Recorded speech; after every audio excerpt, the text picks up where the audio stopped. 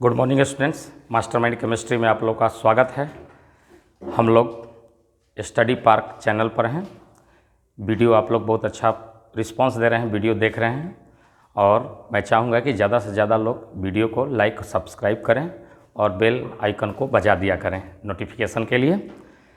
हम लोग का मनोबल हाई है और हम लोग अच्छा वीडियो डालने का प्रयास कर रहे हैं। आपके सारे ज्ञान की चीज़ें इंटरमीडिएट ऑफ साइंस के स्टूडेंट्स जितने भी हैं, ख़ासतौर से वो बिल्कुल बोर्ड एग्जामिनेशन की जो तैयारी कर रहे हैं, Bihar board and CBSE both, तो उन सभी बच्चों के लिए हम लोग कंपटीशन के क्वेश्चन के साथ साथ इंटरमीडिएट के बेसिकली इंटरमीडिएट प्लस कंपटीशन दोनों का क्वेश्चन लेकर के आ रहे हैं।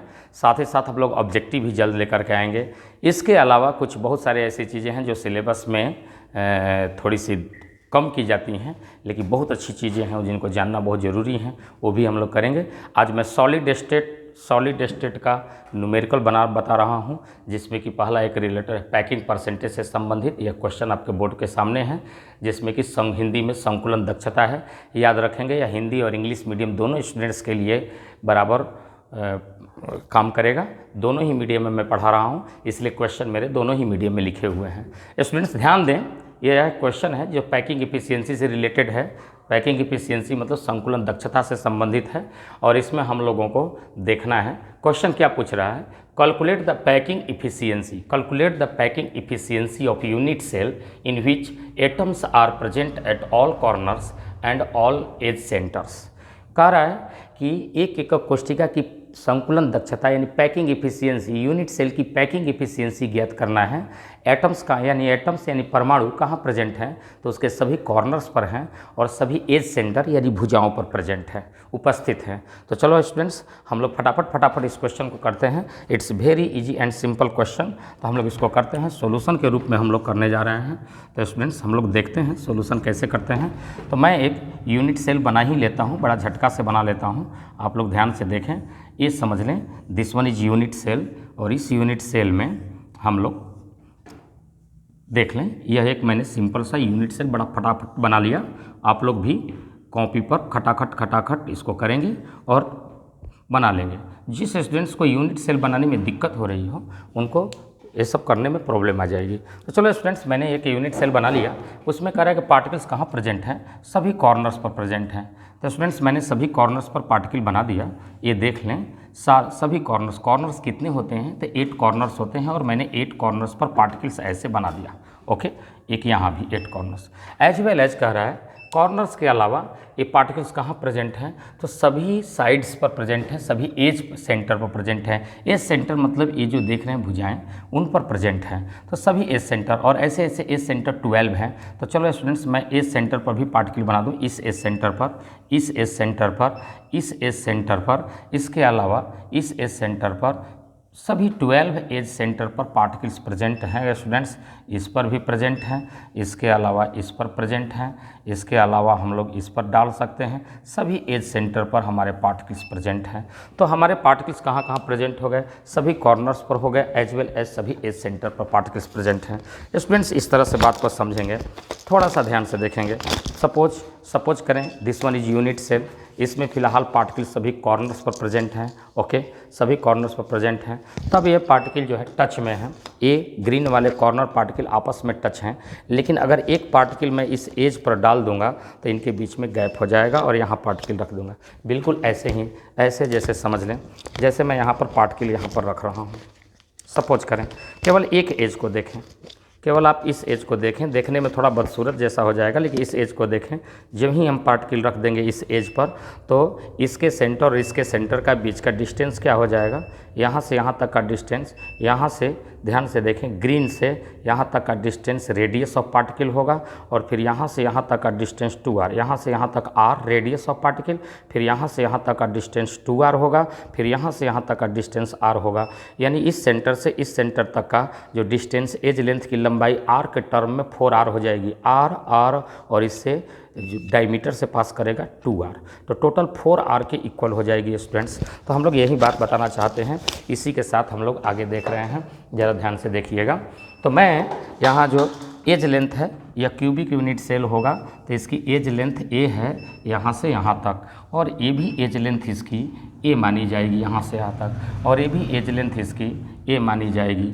लेकिन यहाँ पर जो एज लेंथ है वो कितने टर्म के बराबर है? ये सब पार्टिकल्स 1 2 3 पार्टिकल्स, जो एज के पार्टिकल दो कॉर्नर पार्टिकल से टच में हैं, तो यहाँ से यहाँ तक आर डिस्टेंस हो गया, यहाँ से आर और यहाँ से आर, और ये भी आर हो गया, यानी total distance a is equal to 4r के इक्वल है।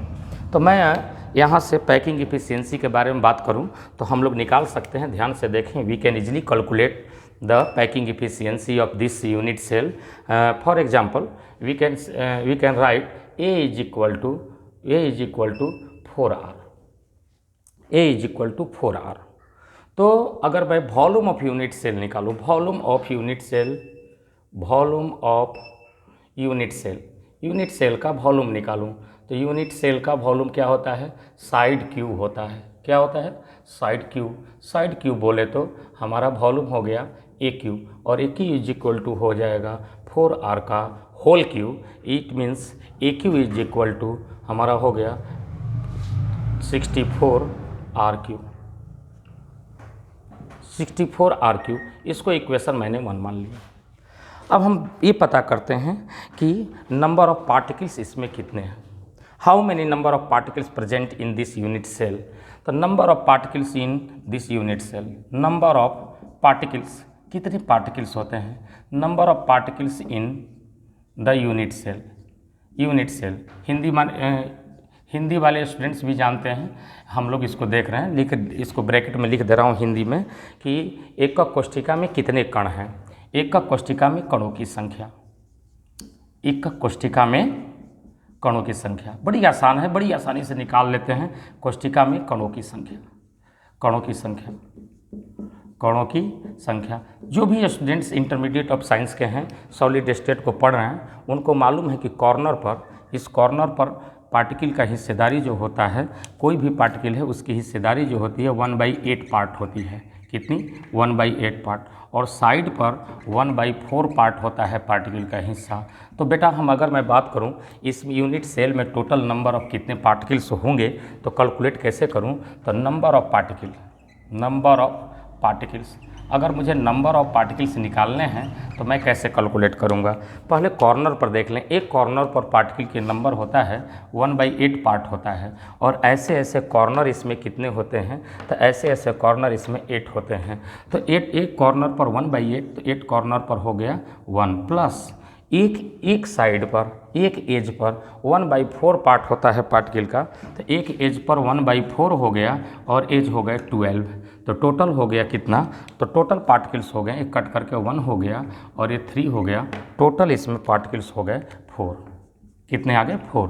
It means we can say that, हम लोग कह सकते हैं this unit cell contains 4 spheres, 4 spherical particles.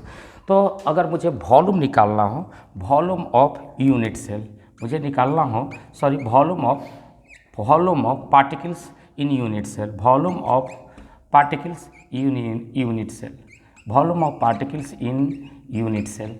Unit cell में वॉल्यूम ऑफ पार्टिकल्स अगर मुझे निकालना हो, भी पार्टिकल्स निकालना है, तो आपको मालूम है कि particles are spherical in shape, particles हमारे गोलाकार हैं। तो एक पार्टिकल का जो वॉल्यूम होता है वो स्फीयर का वॉल्यूम होगा 4/3 πr³ होता है एक स्फीयर का। और हमारे इस यूनिट सेल में टोटल स्फीयर कितने आ गए? तो टोटल 4 स्फीयर्स आ गए। तो इस तरह से हमारा हो गया 16/3 πr³, ये हमारा टोटल स्फीयर का वॉल्यूम आ गया। यानी 4 स्फीयर हैं, 4 स्फीयर का वॉल्यूम इतना आ चुका है। अब मुझे निकालना है पैकिंग परसेंटेज, पैकिंग इफिशियंसी या पैकिंग परसेंटेज। पैकिंग इफिशियंसी मुझे निकालनी है, तो पैकिंग इफिशियंसी की फार्मूला होती है volume of particles in unit cell upon volume of unit cell, भी पार्टिकल अपॉन भी यूनिट सेल अपॉन इनटू 100 करते हैं। यह हमारी फार्मूला है। तो अगर मुझे पैकिंग परसेंटेज निकालनी है स्टूडेंट्स, तो वॉल्यूम ऑफ पार्टिकल्स हमारे कितने हैं? तो वॉल्यूम ऑफ पार्टिकल्स आ गया 60/3 πr³। अपॉन इसका वॉल्यूम ऑफ यूनिट सेल कितना है, तो AQ है जो कि आ गया है कितना 64। इसको इक्वेशन सेकंड मान लेते हैं, तो यह आ गया 64 हो गया, RQ हो गया। तो चलो हम लोग क्रॉस करा देते हैं, जो कटने लायक हैं उन वैल्यूज़ को काट देते हैं। यहाँ कट गया तो ये ऊपर से अगर हम करें तो ये 4 टाइम्स में कट गया, ओके 4 टाइम्स में कट गया। तो अगर हम इसको सॉल्व करेंगे तो सॉल्व करने के बाद यह वैल्यू आ जाता है 26%। यह हमारा आंसर होगा। तो स्टूडेंट्स आप समझ गए, इसमें पैकिंग परसेंटेज हमारा, कॉपी कर लें इसको, और इसमें पैकिंग परसेंटेज हमारा जो है आ गया 26%। इस तरह का क्वेश्चन ऑब्जेक्टिव में पूछा।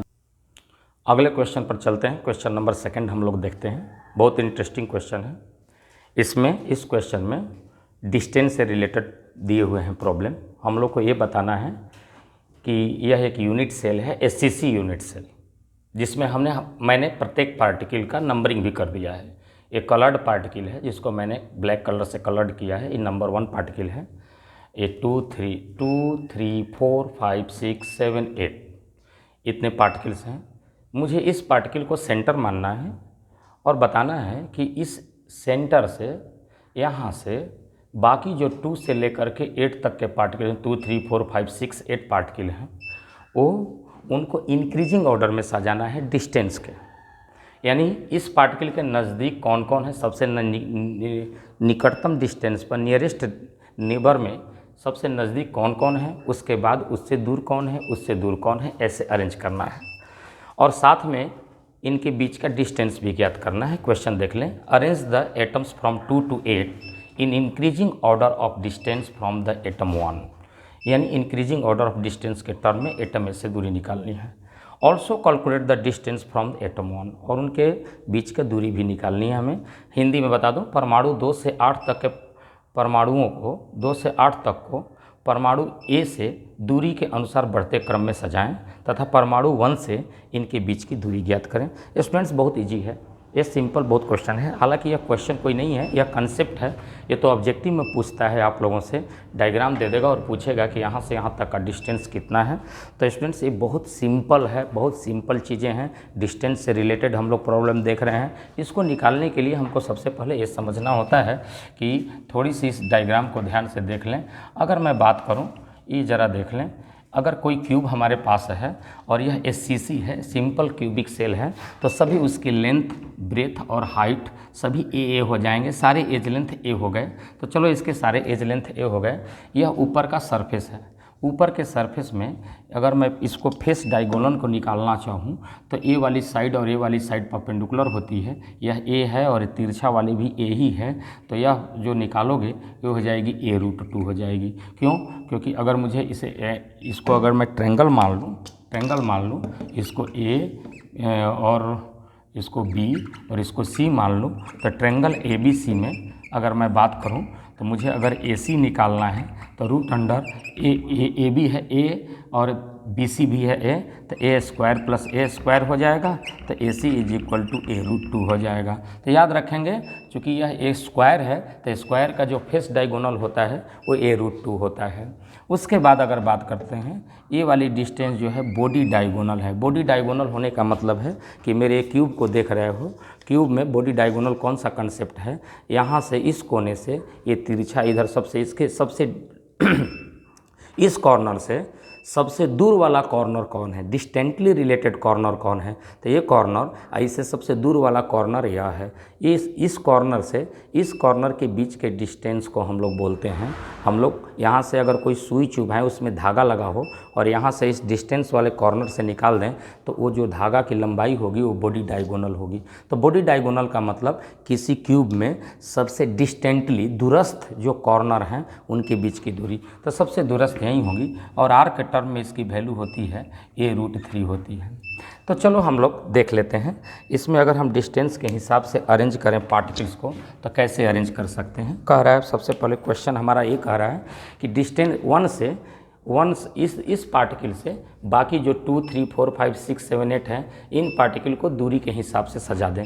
तो सबसे इनके बीच का डिस्टेंस जो है वो ए है। देख ले ध्यान से यहाँ तक का डिस्टेंस ए है, क्योंकि ये साइड ए है, ये सभी साइड ए हैं। और यहाँ से यहाँ तक का भी डिस्टेंस ए है, यहाँ से यहाँ तक का डिस्टेंस ए है। तो सबसे नज़दीक ए डिस्टेंस पर होगा, सबसे नज़दीक हमारा ए डिस्टेंस होगा। तो कौन कौन पार्टिकल हो जाएंगे, इंक्रीजिंग ऑर्डर में लिख रहा हूँ, सॉल्यूशन कर रहा हूँ, ध्यान से देखिएगा। इंक्रीजिंग ऑर्डर देख रहा हूँ मैं। तो इंक्रीजिंग ऑर्डर ऑफ डिस्टेंस का इंक्रीजिंग ऑर्डर अगर हम देखें तो सबसे नज़दीक में ए का कौन हो जाएगा, तो ए दूरी पर जितने होंगे, ए डिस्टेंस पर जितने होंगे, तो ए डिस्टेंस पर इससे 2 है, 2 नंबर पार्टिकल है, यह इक्वल है। इतने ही डिस्टेंस पर 3 भी है तो 3 नंबर पार्टिकल हो गया, और इतने ही डिस्टेंस पर 5 नंबर पार्टिकल्स है तो 5 हैं। ये तीनों डिस्टेंस ए डिस्टेंस पर मौजूद हैं, तो इनके बीच की डिस्टेंस ए हो गई। अब इससे ज़्यादा डिस्टेंस कौन हो जाएगा, तो इससे ज़्यादा डिस्टेंस हमारा 4 हो जाएगा, क्योंकि यह फेस डायगोनल पर है। फिर हमारा यह हो जाएगा, फिर हमारा आपको इस वाले से ए हो जाएगा, 6 हो जाएगा। ये तीनों हमारे फेस डायगोनल पर हैं, और इनके बीच की दूरी जो होगी a√2 होगी, थोड़ी ए से ज़्यादा होगी। तो कौन कौन हो जाएगा, 4 हो जाएगा, 4 के अलावा इस फेस डायगोनल पर 7 हो जाएगा और 6 हो जाएगा। तो 4 हो गया = 6 हो गया = 7 हो गया। 4, 6 और 7 दोनों सेकेंड डिस्टेंस पर होंगे, और इनके बीच की जो डिस्टेंस हो जाएगी वो हो जाएगी a√2 के बराबर, यहाँ से यहाँ तक हो जाएगी। और लास्ट में जो सबसे डिस्टेंस पर होगा वो 8 नंबर पार्टिकल होगा, ए वाला। तो ए वाला पार्टिकल 8 नंबर पार्टिकल सबसे दूरी पर होगा, और यह जो है a√3 के बराबर होगा, a√3 के डिस्टेंस पर होगा। तो हमारा सबसे जो लास्ट में होगा वो 8 नंबर पार्टिकल होगा, और इसका डिस्टेंस हो जाएगा a√3।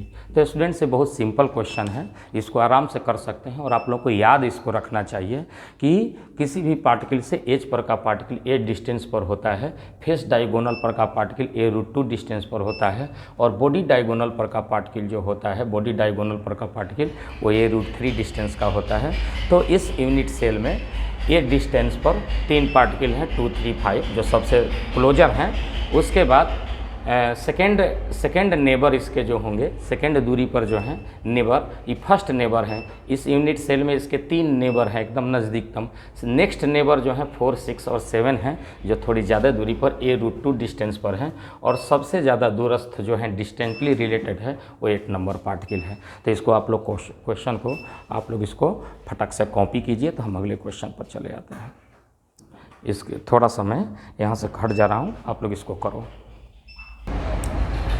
चलिए हम लोग नेक्स्ट क्वेश्चन की तरफ चलते हैं स्टूडेंट्स। यह बहुत बेहतरीन क्वेश्चन है, आपके कंसेप्ट को बहुत ज़्यादा बढ़ा देगा। अगर आप सॉलिड स्टेट में, यह क्वेश्चन इतनी बेहतरीन है जो आपके कंसेप्ट को बहुत ज़्यादा अच्छा करने वाला है। बहुत सारे कंपटीशन में क्वेश्चन जो आते हैं वो डिस्टेंस को लेकर के आते हैं। तो इस क्वेश्चन के माध्यम से हम लोग डिस्टेंस से रिलेटेड प्रॉब्लम देखेंगे, और देखेंगे कि नेक्स्ट नियरेस्ट नेबर कौन होता है। 2 टर्म इसमें आए हैं, एक NN का मतलब नियरेस्ट नेबर, यानी किसी पार्टिकल का नियरेस्ट नेबर का मतलब सबसे नज़दीक वाले पार्टिकल। जैसे पार्टिकल है तो इसका नियरेस्ट नेबर यह हो गया, ये नहीं हुआ। देखिए ध्यान से, इस पार्टिकल का नियरेस्ट नेबर यह हुआ, लेकिन ये नहीं हुआ। क्यों नहीं हुआ? क्योंकि इसे डायरेक्ट टच में है। अगर आप मकान बनाए हो तो आपके मकान के बाउंड्री से सटे हुए मकान आपका पड़ोसी होते हैं, नियरेस्ट नेबर यानी नज़दीकतम पड़ोसी। लेकिन आपके पड़ोसी के बगल वाला मकान जो होगा वो नेक्स्ट नियरेस्ट नेबर होगा, यानी उससे दूर वाला पड़ोसी होगा। तो अक्सर आपको कंपटीशन में देखे होंगे, क्वेश्चन ऑब्जेक्टिव में पूछे जाते हैं कि अगर कोई यूनिट सेल बना देगा और यूनिट सेल बना करके एक पार्टिकल को कलर्ड कर देगा, और कलर्ड करके यह पूछा जाता है अक्सर क्वेश्चन कि बताएं इसके नेक्स्ट नियरेस्ट नेबर कितने हैं और कितनी डिस्टेंस पर हैं। तो आपको आप तो चूँकि एक यूनिट सेल देख रहे हो, बगल के यूनिट सेल आप नहीं देख रहे हो, इधर के यूनिट सेल नहीं देख रहे हो, ऊपर के यूनिट सेल नहीं देख रहे हो, नीचे के यूनिट सेल नहीं देख रहे हो, तो आप जैसे लोगों को बड़ी समस्या हो जाती है। इसमें तो देख करके बता देते हो कि इसका नियरेस्ट नेबर यह है, इस पार्टिकल का नियरेस्ट नेबर यह है, यानी सबसे नज़दीक वाली पार्टिकल इसका ये है और ये है, लेकिन ये नेक्स्ट नियरेस्ट है और ये सबसे दूर वाला पार्टिकल है, इसमें देख करके बता सकते हो। लेकिन इसके ऊपर वाले में कौन पार्टिकल है, इसके इधर कितने हैं, इसके इधर कितने हैं, नीचे कितने हैं, ये पूरे काउंट करने में आपको तकलीफ होती है। तो चलिए हम लोग इसी से रिलेटेड एक क्वेश्चन देखते हैं। इसमें हमारे क्वेश्चन में यह एक एससीसी यूनिट सेल है जिसमें कि केवल कॉर्नर्स पर पार्टिकल प्रेजेंट है, कोई भी फेस पर पार्टिकल प्रेजेंट नहीं है, एज वेल एज बॉडी और भी बॉडी में भी पार्टिकल नहीं है और ये एज पर भी पार्टिकल नहीं है, केवल सिंपल क्यूबिक यूनिट सेल है जिसमें कॉर्नर पर पार्टिकल हैं। तो स्टूडेंट्स आपसे पूछ रहा है कि calculate the distance between nearest neighbour, यानी इस particle nearest neighbour and next nearest neighbour, an and next nearest neighbour of the coloured atom. Coloured atom यानी इससे, ये जो कलर्ड एटम है इससे इसका सबसे निकटतम कितने पड़ोसी होंगे, यानी सबसे नज़दीक कितने कण होंगे, और दूसरी की बात पूछ रहा है कि उससे सेकेंड सबसे नज़दीक कौन कौन से होंगे। तो रंगीन परमाणु से के सर्वाधिक निकटतम यानी नियरेस्ट नेबर तथा द्वितीय निकटतम यानी नेक्स्ट नियरेस्ट नेबर परमाणु की कुल संख्या की गणना करें तथा उन्हें व्यवस्थित करें, यह हमारा क्वेश्चन है। तो स्टूडेंट्स हम लोग चलिए देखते हैं। तो अगर मैं बात करूं, यह एससीसी है, तो इसके सबसे नज़दीक कौन कौन से पार्टिकल होंगे, तो देख लीजिए इसके सबसे नज़दीक यह पार्टिकल होगा, तो इसको मैं 1 मान लूँ, सबसे नज़दीक 1 होगा। और इससे ये दूरी पर यहाँ से यहाँ तक टच है, तो यहाँ से 8 डिस्टेंस पर हमारा 1 होगा, और यहाँ से यहाँ ये भी 8 डिस्टेंस पर है, तो ये भी 2 भी होगा। जितना डिस्टेंस पर यह है उतना ही डिस्टेंस पर यह है, और उतना ही डिस्टेंस पर 8 डिस्टेंस पर यह 3 है।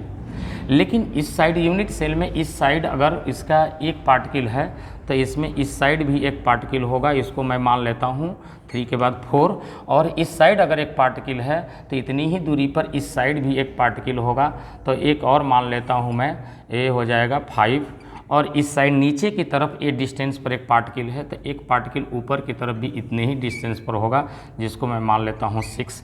यानी यह जो पार्टिकल है इसका कोऑर्डिनेशन नंबर 6 है, यानी 6 पार्टिकल से टच में होता है और 6 के बीच का डिस्टेंस हमारा ए है। तो हम एक बात कह सकते हैं कि इसका नेक्स्ट नियरेस्ट नेबर जो है, नियरेस्ट नेबर की संख्या 6 हो गई। मैं ऐसे लिखता हूँ, यहाँ ऐसे कर देता हूँ नियरेस्ट नेबर, और इधर मैं कर देता हूँ डिस्टेंस कर देता हूँ। तो डिस्टेंस हमारा जो है, डिस्टेंस जो है नियरेस्ट नेबर जो है कितने हो गए इस कलर्ड पार्टिकल के, तो 6 हो गए, और उनके बीच का डिस्टेंस हमारा ए हो गया, ए डिस्टेंस पर है।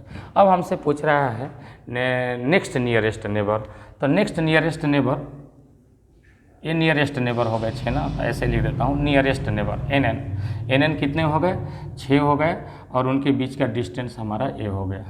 तो अब हम देखते हैं नियरेस्ट नेबर, आई थिंक सही है, ऐसे लिखो, गड़बड़ हो जाएगा, सॉल्यूशन करूँ, सॉल्यूशन। नियरेस्ट नेबर की बात करता हूँ, तो नियरेस्ट नेबर 6 हो गए, और डिस्टेंस इनका कितना हो गया, तो डिस्टेंस हो गया हमारा ए डिस्टेंस के टर्म पर है, पहला तो हो गया हमारा। अब आगे कह रहे हैं नेक्स्ट नियरेस्ट नेबर, सेकेंड पड़ोसी कितने होंगे। तो स्टूडेंट्स इसको थोड़ा सा ध्यान से देखना होगा। इसका पहले इस यूनिट सेल में, एक यूनिट सेल में देखते हैं कि सेकेंड पड़ोसी कितने होते हैं।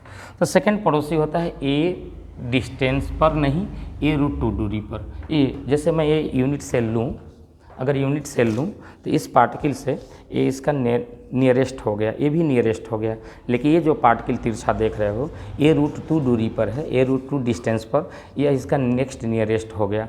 तो अब हम ज़रा देखते हैं कि इसके नेक्स्ट नियरेस्ट इस यूनिट सेल में कितने हैं। तो अगर मैं ये पार्टिकल बनाऊँ तो इस पार्टिकल के ऊपर भी पार्टिकल बनाया जा सकता है। जैसे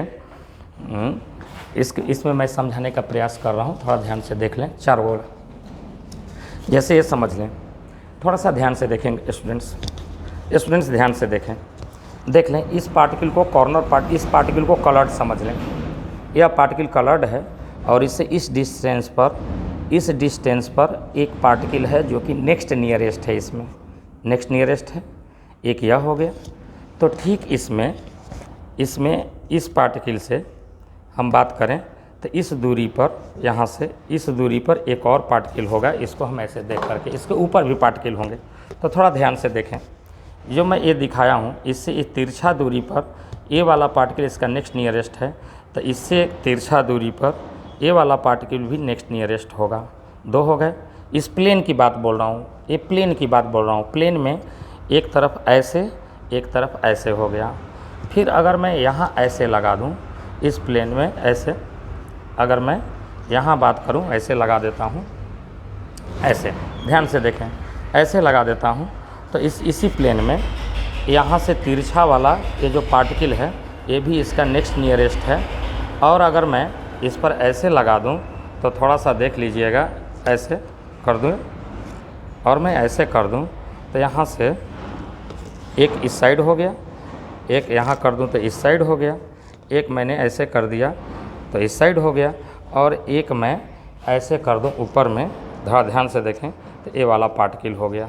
ये चार, एक प्लेन में चार होते हैं। इसको मैं डायग्राम से भी समझा सकता हूँ, थोड़ा सा ध्यान से देखिए। थोड़ा टफ है लेकिन समझना बेहद ईजी है कि इस पार्टिकल से अगर मैं कोई एक हॉरिजेंटल बना लूँ ऐसे, थोड़ा सा ध्यान से देख लें, और ये पार्टिकल बना लूँ, देख लें, और यह सेंटर का पार्टिकल है, यहाँ भी पार्टिकल है, चलो देख लो। तो इस पार्टिकल से अगर मैं डिस्टेंस करूं,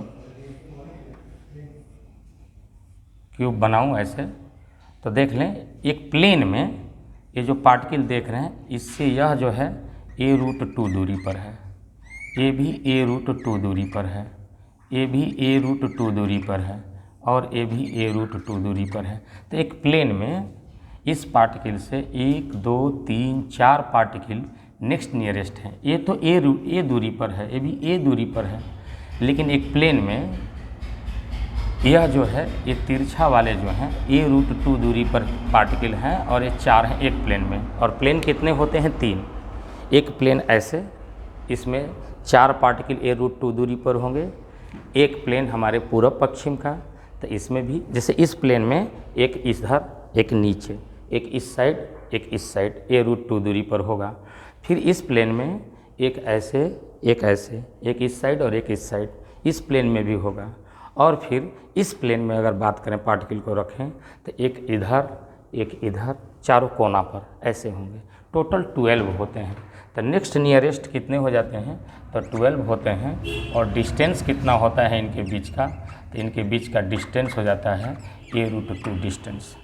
तो ये हमको बातें समझ लेनी चाहिए।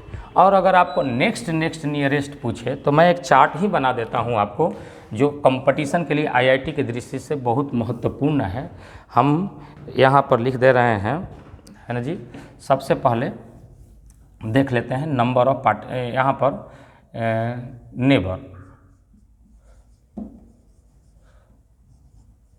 नेबर पार्टिकल्स यहाँ कर दे रहा हूँ। इसके बाद नंबर ऑफ पार्टिकल्स इसको याद रखेंगे। और उसके बाद डिस्टेंस में देख लेता हूँ, डिस्टेंस कितना होता है। तो थोड़ी सी बात देखें, अगर मैं नियरेस्ट नेबर की बात करूँ तो नियरेस्ट नेबर हमेशा किसी पार्टिकल के 6 होते हैं। किसी भी पार्टिकल के नियरेस्ट नेबर 6 होते हैं। ये वाली देख लीजिए। अगर यहाँ भी पार्टिकल होगा तो ये भी इस, चूँकि साइड 6 होते हैं, इधर इधर, नीचे ऊपर, दाएं बाएं, दाएं बाएं, ऊपर नीचे, आगे पीछे, 6 साइड होते हैं। तो अगर एज पर भी होंगे तो 6 ही होंगे, लेकिन डिस्टेंस का फ़र्क है। अगर इस कोने से इस कोने का डिस्टेंस a है तो यहाँ से इस तक का डिस्टेंस a/2 हो जाएगा। तो 2 डिस्टेंस होता है, या तो a डिस्टेंस पर या a/2 डिस्टेंस पर होगा। अगर आपसे कोई पूछ दे किसी भी यूनिट सेल के लिए, सब यूनिट सेल के लिए लागू होता है, अगर आपसे पूछ दे किसी पार्टिकल से a/2 डिस्टेंस पर टोटल कितने पार्टिकल होते हैं, तो आप बताओगे 6 होते हैं। या 8 डिस्टेंस पर पूछेगा कि कितने पार्टिकल होते हैं, तो 6। इस पर आईआईटी क्वेश्चन करके घुमा करके पूछे हुए हैं। पूछा है कि which of the following distance represents the same coordination number, और ऑप्शन दिया था a/2 पेयर में करके देता है। तो इस तरह से कन्फ्यूजन ना बढ़े तो मैं बता देता हूँ कि अगर किसी पार्टिकल से 8 डिस्टेंस पर केवल 6 पार्टिकल होते हैं, a/2 पर भी 6 पार्टिकल होते हैं, और यह किसी पार्टिकल का नियरेस्ट नेबर होते हैं। तो अब बात करते हैं नेक्स्ट नियरेस्ट का। नेक्स्ट नियरेस्ट नेबर की बात बोलते हैं। नेक्स्ट नियरेस्ट नेबर जो मैंने अभी बताया, 12 टोटल पार्टिकल 12 होते हैं। ये तिरछा वाले, इसको समझिए, तिरछा वाले ये ऐसे, ये होते हैं √2 डिस्टेंस पर होते हैं, और ये होते हैं 12 होते हैं, और यह होता है a√2। इस पार्टिकल से इसमें अपने प्लेन में तिरछा 4 गो, फिर इस प्लेन में होते हैं, और ये होते हैं 12 होते हैं, और यह a√2 डिस्टेंस पर होते हैं। या अगर मैं फेस पर पार्टिकल कर दूं तो a√2 का आधा हो जाएगा, यानी a√2/2 यानी a/√2 डिस्टेंस पर होगा। तो याद रखिएगा स्टूडेंट्स, आपसे ऐसा भी क्वेश्चन पूछ सकता है कि in any unit cell how many number of particles are present from the particle at a distance of a/√2, तो आपको बताना होगा 12, और ये सेकेंड नियरेस्ट नेबर होते हैं। इसके अलावा अगर मैं बात करूँ नेक्स्ट नियरेस्ट नेबर, यानी पड़ोसी के पड़ोसी, यानी आपके घर का सटा हुआ घर पड़ोसी नेबर, उसके नियरेस्ट नेबर, उसके पड़ोसी नेक्स्ट नियरेस्ट नेबर, उसका पड़ोसी नेक्स्ट नियरेस्ट नेबर। तो नेक्स्ट नियरेस्ट नेबर एक यूनिट सेल में एक ही होता है, एक यूनिट सेल में एक ही होता है, और वो होता है a डिस्टेंस, जो कि a√3 डिस्टेंस पर होता है। तो a√3 डिस्टेंस पर होता है, और एक यूनिट सेल में एक होता है, और यह 8वां भाग है। तो टोटल 8 यूनिट सेल, एक यूनिट सेल में यहाँ 8वां भाग होता है। हाँ, मान लो इस पार्टिकल से हमको लेकर के चलना है, तो एक यूनिट सेल में यह 8वां भाग होता है यहाँ पर, और 8वां भाग के साथ केवल टच में एक पार्टिकल होता है, ये वाला सबसे जो दूर है। तो इस हर 8वें भाग के साथ एक एक होगा, तो टोटल पार्टिकल जब स्फीयर बनेगा तो हर यूनिट सेल में यह एक एक होगा, तो 8 गो होगा टोटल। यानी हमारे पास इसकी संख्या 8 होती है, और यह दूरी कितनी होती है, तो a√3 डिस्टेंस पर। या बॉडी में अगर हम पार्टिकल रख देते हैं तो इसकी आधी दूरी हो जाती है, यानी a√3 है, तो ऐसे कर देते हैं √3/2 a डिस्टेंस पर। तो याद रखिएगा, किसी भी पार्टिकल का √3/2 a डिस्टेंस पर, √3/2 डिस्टेंस पर हमेशा 8 पार्टिकल होते हैं, और या a√3 डिस्टेंस पर 8 पार्टिकल होते हैं। ये बात हमको याद रखना चाहिए, रिमेंबर है, इसको हमेशा स्टूडेंट्स याद रखें। रिमेंबर आप लोगों को न्यूमेरिकल बनाने में मदद करेगा यह। तो आज का क्लास हम लोग यहीं पर स्टॉप करते हैं। नेक्स्ट क्लास में इससे भी तगड़ा और इम्पोर्टेंट वीडियो लेकर के चलेंगे। तो स्टूडेंट्स, आप लोगों से रिक्वेस्ट है कि आप मतलब वीडियो अच्छा लगा हो आप लोगों को तो इसको लाइक करें, सब्सक्राइब करें, और बेल आइकन को ज़रूर से ज़रूर बजाएं। ठीक है, बाय।